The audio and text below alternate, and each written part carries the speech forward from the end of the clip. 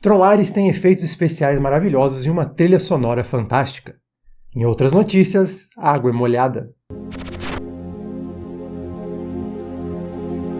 Tron é uma franquia muito peculiar quando analisamos os seus lançamentos durante as décadas. É uma franquia que nunca fez sucesso, nunca foi particularmente uma querida dos críticos, mas ao mesmo tempo é uma série de filmes que se recusou a morrer e conquista fãs até hoje. Mesmo fracasso após fracasso, sempre tem alguém apaixonado por Tron para trazer ele de volta. E Ares parece estar justamente repetindo essa história, com um filme que, enquanto parece estar sendo divisivo, com certeza vai ser uma experiência muito boa para qualquer fã de Tron. Qualquer um dos 3 Trons. Mas eu acho que vai depender de uma coisa. What kind of American are you? Tron Ares é uma experiência um pouco mais complexa do que parece, mesmo sendo um filme bastante simples. Ares continua o legado dos filmes anteriores, um mais do que o outro, tendo claramente uma preferência por se ligar diretamente ao filme de 82 do que ao Legacy. Nele vemos uma corrida pela tecnologia de inteligência artificial entre a Encom, após a saída de Sam Flynn, que infelizmente só aparece através de uma única foto em notícia e com um nome e uma placa, e a Dillinger Systems, empresa criada e comandada pelo neto de Dillinger, o criador do programa controlador mestre lá do primeiro grid. As duas empresas estão competindo pela tecnologia de materialização a partir do grid, uma para objetivos militares e a outra para objetivos mais altruístas. Temos então Ares, criado para ser o programa de segurança da Dillinger, mas que, assim como todo programa desse universo, tem muito mais nuance do que aparenta. E o seu objetivo é encontrar Eve Kim, CEO da Encom, que contém um código que pode mudar o mundo para sempre. Dirigido por Joaquin Ronin, Tron Ares tem uma tarefa bastante complicada em relação a essa franquia. Tron sempre foi um filme de espetáculo acima de substância. Não que eles não tenham substância, muito pelo contrário. Mas o primeiro filme foi revolucionário em seus efeitos tradicionais se passando por digitais, e claro, pelos digitais que estavam muito à frente de seu tempo. Já Legacy existia na era do CGI de alta qualidade, mas que não era usado de forma tão absurda para criar uma experiência que não queria nem um pouco emular realismo, mas sim ser bem estilizado. Se você ignorar Speed Racer, claro, que fez isso muito bem e antes. Enfim, Tron sempre foi, acima de tudo, surpreendentemente visual e tecnologicamente. Mas agora, em 2025, efeitos como esses são a norma, qualquer terça-feira comum. Então com isso, eu vi muita gente falando, e eu concordo, que Tron Ares tem alguns dos melhores efeitos da franquia, se não o CGI mais bonito até o momento.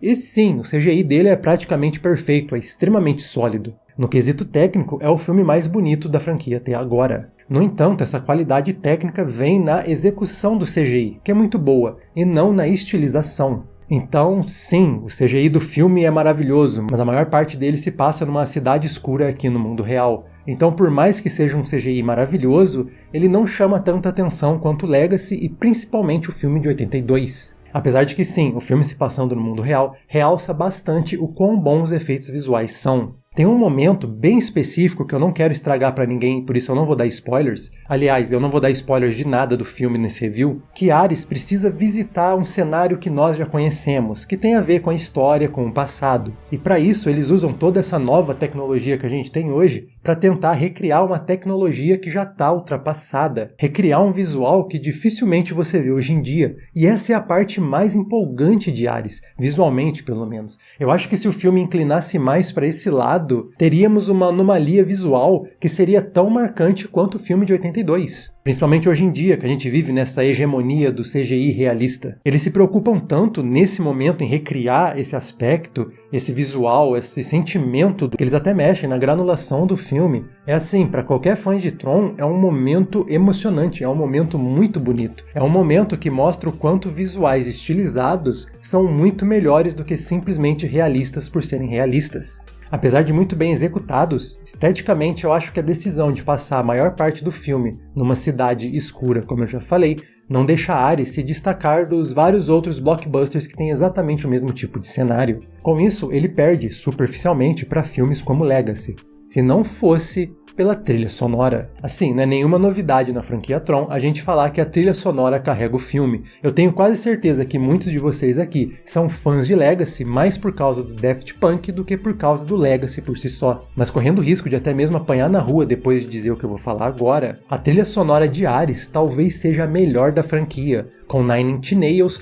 provavelmente superando Daft Punk quando o assunto é dar o tom das cenas de luta e principalmente das cenas de perseguição. O Nine Inch Nails, que eu vou chamar de Nin a partir de agora, realmente arrebentou. E sonoramente, pra mim, é o ponto alto da franquia até o momento, com uma única ressalva. Ainda com bastante foco no sintetizador, que é o que acompanha a franquia desde a Wendy Carlos lá em 82, dessa vez a gente tem essa música eletrônica com uma pegada mais agressiva, mais pesada, mas até raivosa, que é o que faz o estilo do Nin. E aqui, principalmente com a atmosfera, funciona muito, muito bem. Eu genuinamente recomendo que, se você não for ver esse filme no cinema, tente assistir com a melhor qualidade de som possível, porque vai fazer muita diferença na qualidade da experiência. Se você puder assistir no cinema, melhor ainda, porque os visuais e a música são muito elevadas ao você assistir na telona. E eu acho que essa sempre foi uma verdade para a franquia também. Tron sempre foi um filme meio de montanha-russa.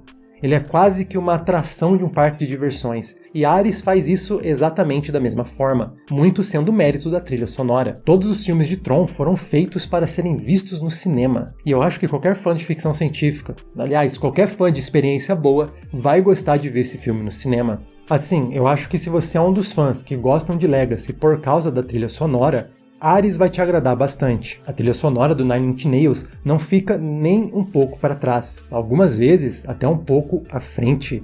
A única reclamação que eu tenho é que ela não tem nenhum momento de pontuação, nenhum momento que exalta alguma coisa, como acontece, por exemplo, em 82,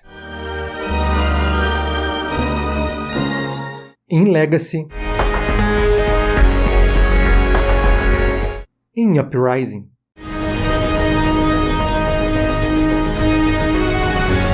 Mas tirando essa falta desse momento específico de... a trilha é perfeita. Outro ponto que vale a pena destacar é que Tron Ares não é uma continuação necessariamente direta de Legacy. Ele é, mas não é. Ele está mais próximo de um soft reboot. Ele é mais ligado com o filme de 82, sem ignorar o que aconteceu entre eles. Ele não se esforça muito para se encaixar no mundo criado em 2010. Tanto que o personagem do Sam Flynn não aparece a não ser em imagem. Por isso que eu disse que o seu gosto por Ares vai depender muito do tipo de fã de Tron que você é. Se você gosta do Legacy, se você é fã dos personagens, daquela história, daquele mundo e quer ver a continuação específica daquilo, eu acho que o Ares não vai ser uma boa experiência, vai ser decepcionante. No entanto, se você gosta da estética do Legacy, do que ele fez, dos temas, da proposta, Tron Ares continua exatamente na mesma linha. Eu acho que principalmente porque Ares é uma grande homenagem a Tron. Asterisco. Aquele momento mesmo que eu falei que ele revisita algo do passado, que a gente tem os designs, as cores, a trilha sonora, a música, e é um momento belíssimo, é um momento de exaltação daquele mundo, de exaltação de Tron. É algo que celebra os próprios fãs de Tron. Sim, existem fãs de Tron. Tem dúzias de nós. Dúzias. É um momento em que Ares se desdobra para mostrar que ele é isso, ele é uma grande homenagem, ele lembra até um pouco o Rogue One nesse aspecto. E não é só essa parte, ele tem referências a todos os outros Trons. É assim, é um clichê falar isso e todo mundo fala. Parece que eu tô aqui fazendo esses review básicos que sai as pencas, mas é um filme de fã, feito pra fã. E isso não tem como negar. O problema, talvez, é que tinha um fã em específico que tinha poder na produção desse filme. Mas eu vou falar mais sobre isso em breve. E eu juro que existe até mesmo uma referência a Tron, a Resistência, que eu não imaginei que poderia acontecer. Eu não posso mostrar a cena do Ares porque eu não tenho o filme em mãos, mas se você já viu ou pretende ver, é uma referência a essa cena aqui.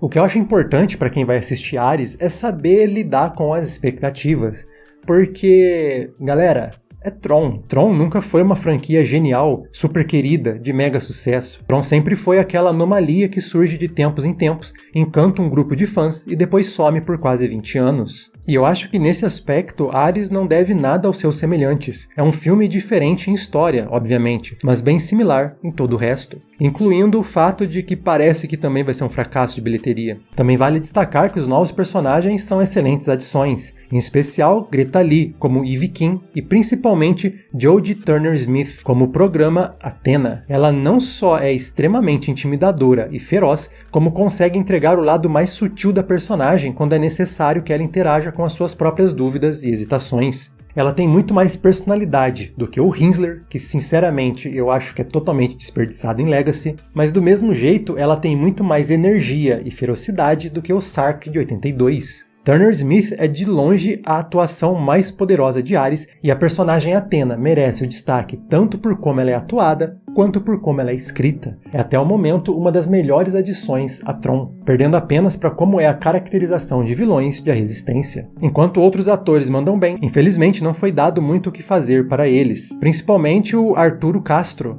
também conhecido como "Ei, é aquele cara do Alternatino", que é um ator hilário. Até mesmo no filme ele tem algumas das melhores piadas, mas tudo que ele tem para fazer no filme é fazer piada. Toda a equipe da Encon, na verdade, eles só estão lá. O filme desperdiça até mesmo a Gillian Anderson, que pra mim deveria ser crime em algum lugar. Outro destaque é Evan Peters, que surpreendentemente consegue fazer um vilão totalmente clichê e previsível funcionar. Ele até mesmo consegue fazer esse tropo ambulante se tornar carismático o suficiente não só para ser crível, mas até ser trágico. Mas para mim, o maior defeito de Tron Ares está justamente no medo de ser estranho. Parece até mesmo contra-intuitivo e contraditório com o que eu acabei de falar, mas Tron Ares parece que horas tem vergonha de ser Tron. Sim, eu falei que ele é uma grande homenagem, mas enquanto ele homenageia os anteriores, principalmente o de 82, ele parece também ter medo de ficar nesse mundo por muito tempo. Ele tá sempre voltando pro mesmo ambiente da cidade, pro mesmo cenário realista, pro mesmo cenário com peso. Me parece que tem uma necessidade de fazer aquele mundo ser crível, fazer aqueles personagens parecerem que estão aqui no mundo real. Quase como se eles estivessem tentando fazer Tron ser levado a sério. Tanto que ele passa pouquíssimo tempo no grid, o que foi uma preocupação que eu falei durante toda a produção desse filme, falei bastante até mesmo em live, que era algo que eu achava uma ideia que seria um tiro no pé, e pra mim foi. Às vezes que a gente vê o grid, é lindo, talvez o grid mais bonito da franquia até agora, mas nunca é por tempo suficiente.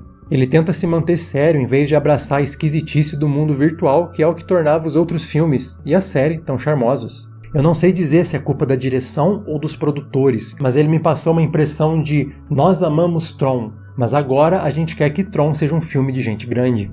E assim, outra coisa, não é spoiler, mas o Tron não tá num filme chamado Tron, que é algo que Legacy já tinha feito errado, e muito, a Resistência consertou, e Ares foi lá e quebrou de novo. Tron sem Tron é golpe. Mas uma coisa que me chamou a atenção é que esse filme foi produzido pelo Jared Leto. E o Jared Leto é claramente fãzão de Tron, mas parece que ele é o tipo de fã que quer entrar na história e se tornar o personagem principal. É justamente por isso que Ares parece tão desconexo com o Legacy, porque o personagem Ares é o tempo todo colocado como a nova cara de Tron. Assim, eu culpo o Jared Leto? Não, se eu tivesse o dinheiro dele eu teria feito a mesma coisa. Mas é uma coisa que eu não sei se vai ser assim tão aceito entre os fãs. E por fim, assim como o de 82, assim como o Legacy, assim como a Resistência, o que me encantou em Tron Ares não é o que eu vejo, não é o que eu ouço, mas sim o que ele tem abaixo da superfície. Como eu falei, o incidente inicial de Tron Ares é a Encon tentando usar a tecnologia de impressão através do grid para lidar com os problemas de escassez no mundo, algo mais altruísta, enquanto a Dillinger está pensando em aplicações diretamente militares e, obviamente, lucro. Isso mostra que Ares está falando de algo que a franquia sempre foi sobre. A tecnologia não é inerentemente ruim, nenhuma tecnologia é.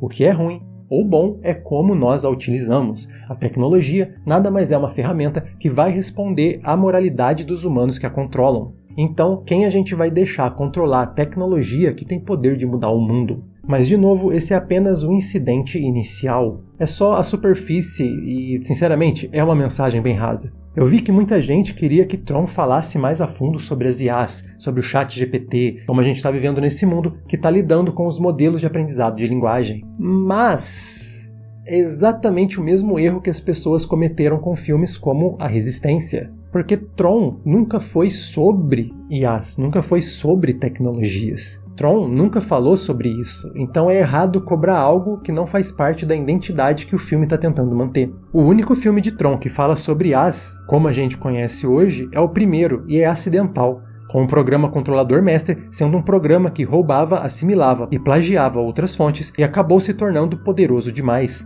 tornando o grid um lugar sem graça, sem vida e sem emoções. Mas tanto ele, quanto Legacy, quanto Resistência, quanto Ares são todos sobre uma mesma coisa: relações humanas.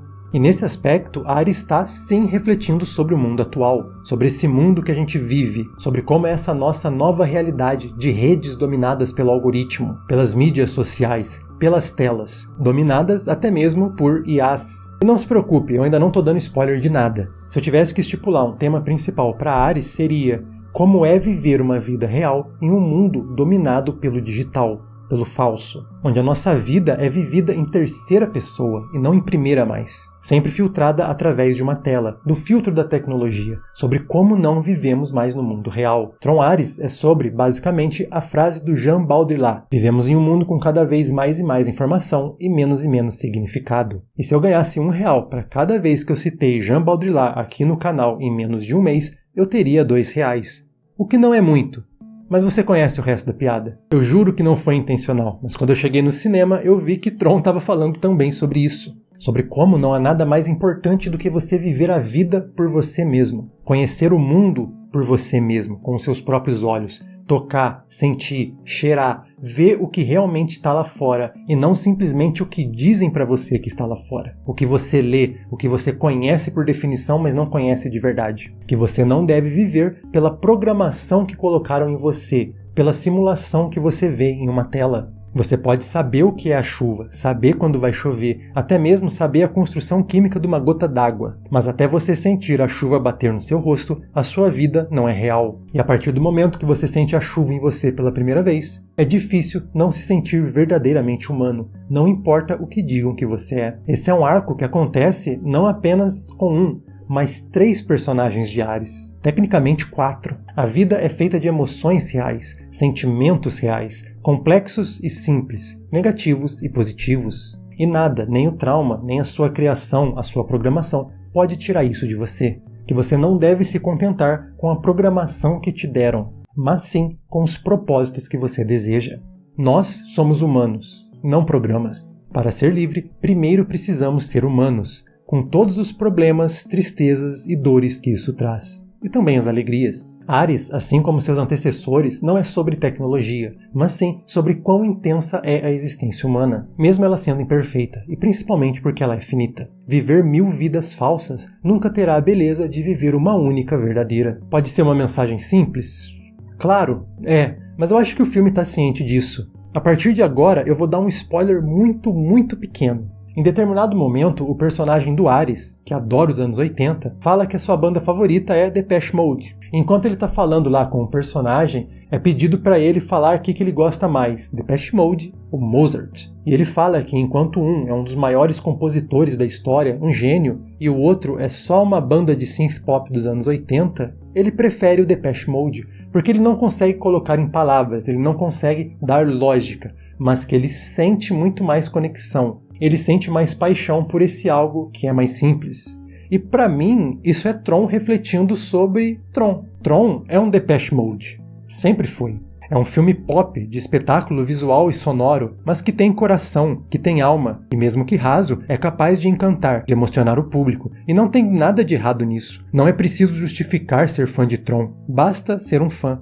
E eu genuinamente sou um. E Ares me consolidou ainda mais como um fã dessa franquia. Eu já falei isso, mas mesmo com os seus defeitos, Tron Ares é um filme de fã feito para fã. E eu não vejo como um fã da franquia como um todo não iria gostar da experiência de parar para assistir esse filme, ouvir sua música, ver seus visuais, ver as suas mensagens e ver as suas homenagens. É um filme que, assim como nós, ama Tron.